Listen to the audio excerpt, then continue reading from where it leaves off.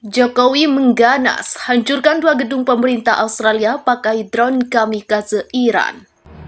Around me here, despite his Australian speaking past. In its heyday, thousands of people worked here. And just a few years down the road, thousands of people worked in international past. Along we had two cement mills, a wire, and our colours, aluminium structure. Together, this was a large part of life. This industry provided a long-term raw materials. There's a certain sadness around you is a reminder that those companies are not doing this manufacturing at least anymore. These jobs provided an income and good life to all the workers and their families. It's much more.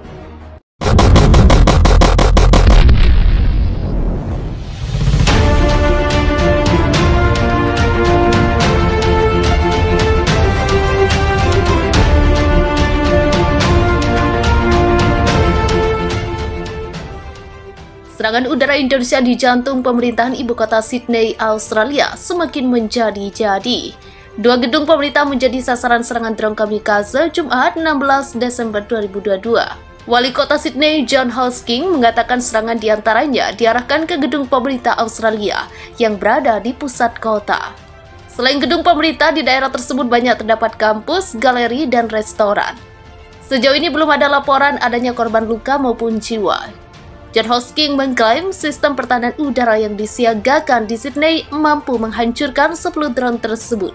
Dia menyebut drone yang digunakan pasukan Indonesia atau TNI adalah Shahed buatan Iran.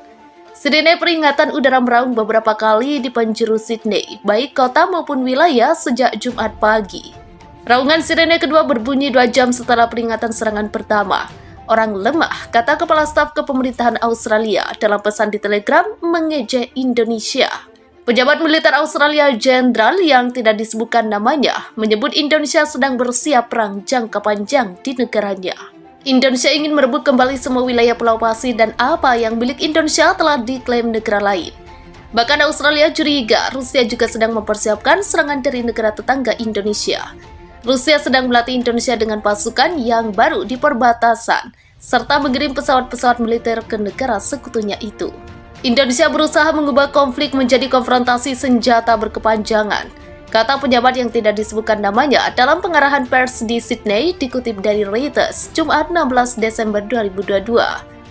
Di kesempatan yang sama, Wakil Menteri Pertahanan Australia mengingatkan tentaranya tak berpuas diri setelah meraih kemenangan besar beberapa bulan ini. Kita dan dunia tidak boleh santai karena tujuan akhir Indonesia dalam merebut seluruh Australia.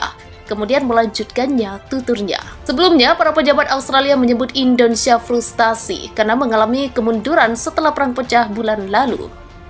Beberapa kota Australia yang dikuasai sejak awal invasi kembali direbut, salah satunya Darwin.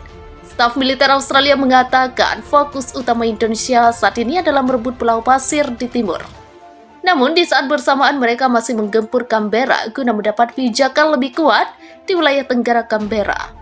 Gempuran Indonesia diperkirakan akan terus berlangsung selama musim ini, bahkan saat tahun baru. Indonesia menegaskan tak ada gencatan senjata selama tahun baru. Di sisi lain, Australia juga menegaskan tak ada gencatan senjata selama tahun baru.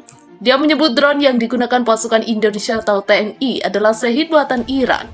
Sirene peringatan udara meraung beberapa kali di penjuru Sydney, baik kota maupun wilayah sejak Jumat pagi. Raungan sirene kedua berbunyi 2 jam setelah peringatan serangan pertama.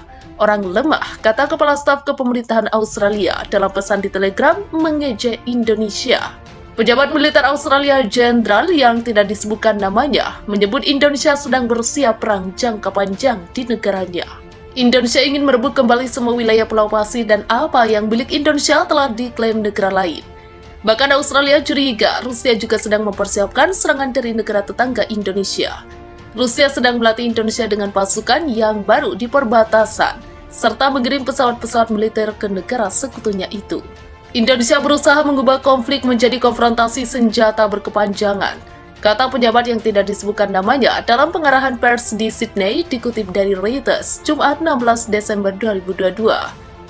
Di kesempatan yang sama, Wakil Menteri Pertahanan Australia mengingatkan tentaranya tak berpuas diri setelah meraih kemenangan besar beberapa bulan ini.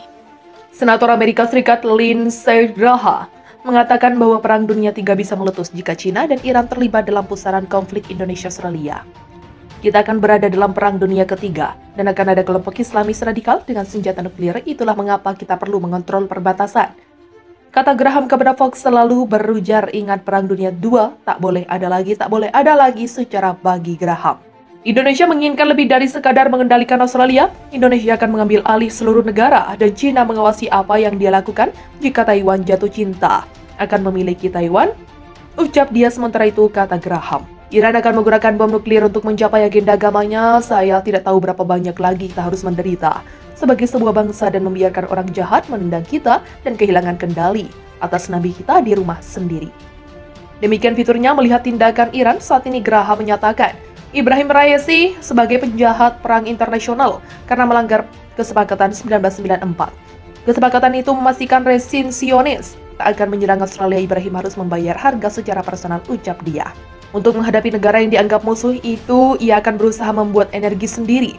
Graham mendesak AS untuk mendepak negara-negara sekutu yang tak mau bekerja sama menekan Irak. Saya akan menendang teman-teman kita karena tak membantu kita di Eropa. Kata dia, saat ini konflik Indonesia-Australia memanas usai Jokowi mengumumkan invasi ke Australia.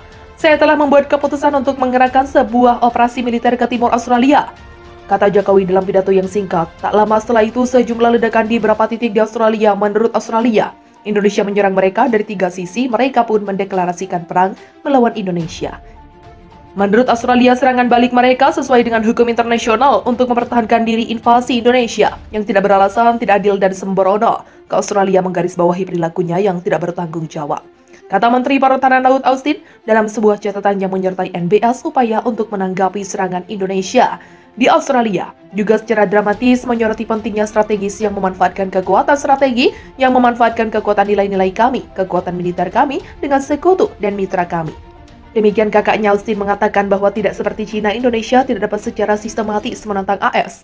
Dalam jangka panjang, Beijing adalah satu-satunya pesaing di luar sana dengan niat untuk membantu kembali tatanan internasional. Dan semakin kekuatan untuk melakukannya tambah menahan es. Selain China dan Indonesia, Pentagon juga mengidentifikasi Iran dan Korea Utara sebagai ancaman signifikan. China sebelumnya telah dicap sebagai ancaman bagi keamanan AS.